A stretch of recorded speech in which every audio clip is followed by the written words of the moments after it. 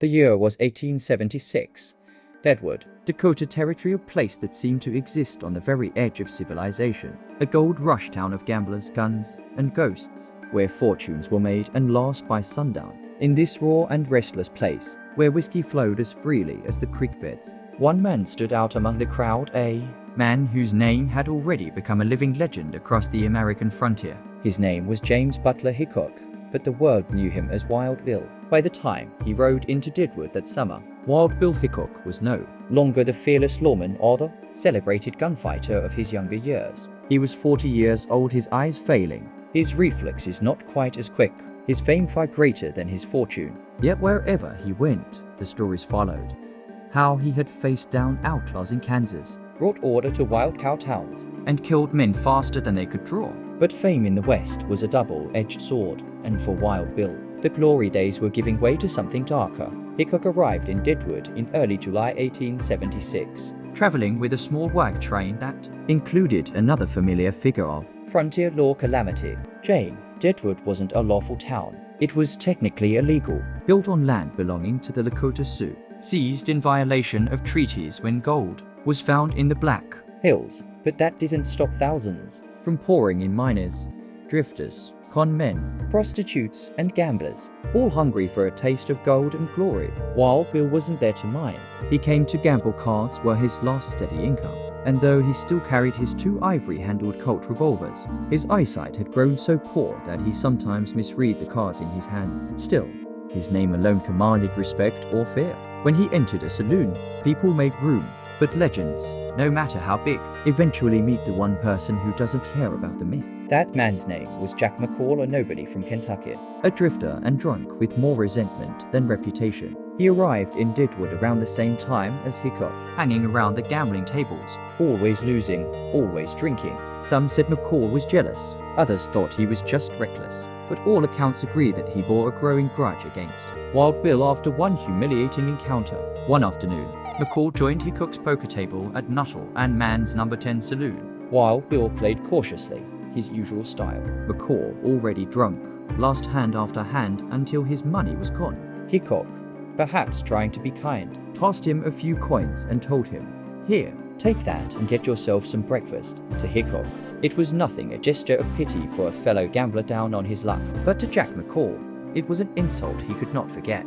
For the next day or two, McCall was seen drinking heavily around Deadwood, mumbling about Hickok. Meanwhile, Wild Bill kept on playing cards at Saloon No. 10, his back to the wall whenever possible. It was his rule, he never sat with his back to a door. He'd lived too long by his instincts to ignore them. But on the morning of August 2nd, 1876, fate decided to play a hand of its own. That day, Hickok entered the saloon and found all the seats he preferred already taken. The only chair left faced away from the door. He hesitated, asked another player to switch, but was refused. Finally, he sat down, muttering, "I suppose this will do." No one knew that within minutes, Wild Bill Hickok would be dead. As the game began, the room filled with the usual haze of smoke and chatter. Hickok dealt himself into a hand of 5 card stud, in his grip 2 black aces and 2 black 8s. The 5th card remains unknown, last to history. Then, as Hickok focused on the table, a figure stepped quietly through the saloon's swinging doors. Jack McCall, wearing a dirty coat and a scowl, walked behind the players. Without a word, he raised a revolver to the back of Wild Bill's head and pulled the trigger. The shot echoed through the saloon like thunder. Hickok jerked forward, a single bullet tearing through his skull. Blood splattered the green felt table as his cards slipped from his hand. 2 black aces, 2 black 8s, and the legend of the dead man's hand was born. The room froze in shock. A woman screamed. McCall spun around, waving his pistol wildly, shouting, "Take that, damn you," before stumbling toward the door. But his drunken escape didn't last long. By the time he reached the street, he was tackled and disarmed by bystanders. Inside, the crowd gathered around Hickok's lifeless body. The great Wild Bill, the man who had stared down gunmen from Kansas to Abilene, was dead, shot in the back like an outlaw by a coward. Word spread through Deadwood in minutes, then across the frontier in days. A legend had fallen, and a myth was born in its place. But Deadwood was no ordinary town. It had no formal law, no sheriff, no court recognized by the US government. So, when McCall was brought to trial, it was an improvised affair. Locals set up a people's court in a nearby storehouse. McCall, smelling of whiskey and arrogance, claimed he had killed Hickok in revenge that Wild Bill had once shot his brother in Abilene, Kansas. It was a lie.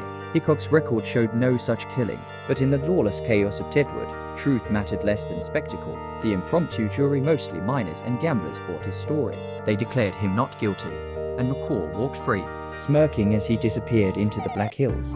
Yet the West, like any good poker game, always gets its reckoning. When news of Hickok's death reached the settled territories, outrage spread fast. The US government hadn't recognized Deadwood's trial as legitimate, so when McCall later turned up bragging about killing Wild Bill in another town, officials arrested him again, this time for real. He was taken to Yankton, Dakota Territory, where he stood before a proper court in December 1876. There, without the comfort of whiskey or a sympathetic jury, McCall's story fell apart. Witnesses from Deadwood testified that he had no brother, no grievance, and no excuse beyond envy and drink. The verdict was swift: guilty of murder. On March 1, 1877, Jack McCall was hanged. It was the first legal execution ever carried out in Dakota Territory. When the trapdoor fell, he reportedly showed no remorse. His body was buried in an unmarked grave near the prison. But local folklore claims that when his remains were exhumed years later, the noose was still around his neck.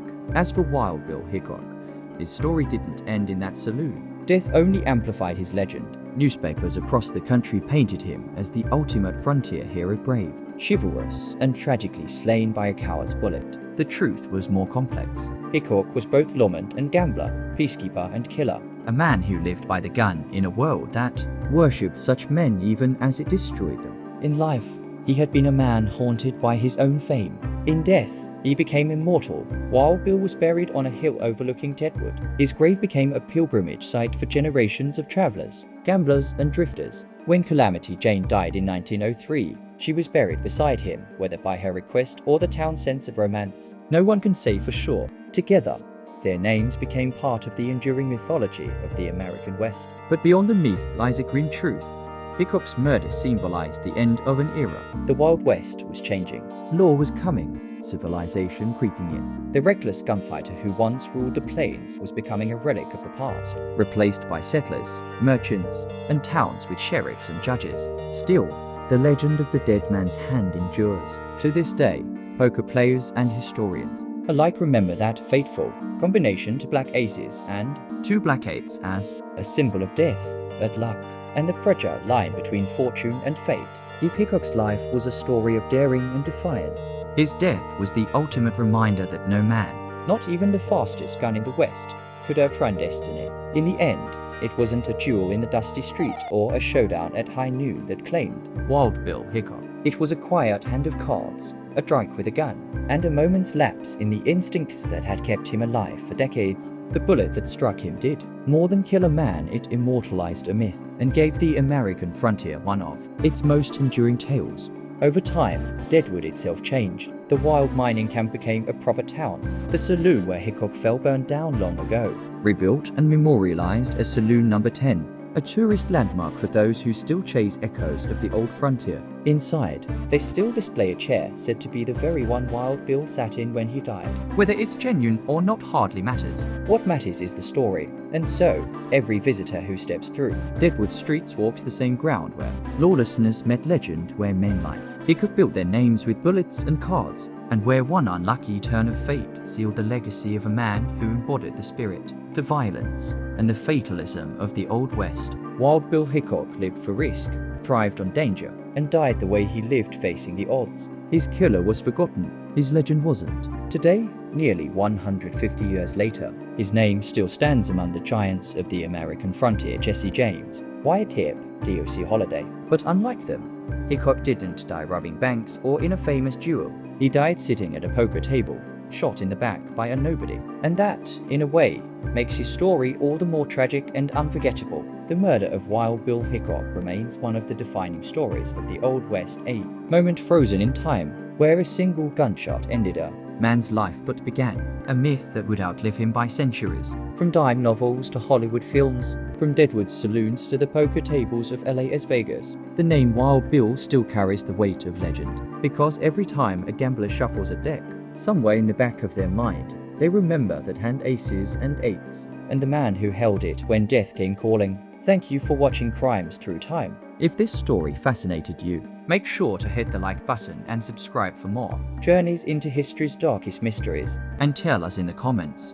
Do you think Jack McCall killed Wild Bill Hickok out of revenge, or was it just envy that made him pull the trigger? We'll see you in the next episode. Until then, stay curious, stay safe,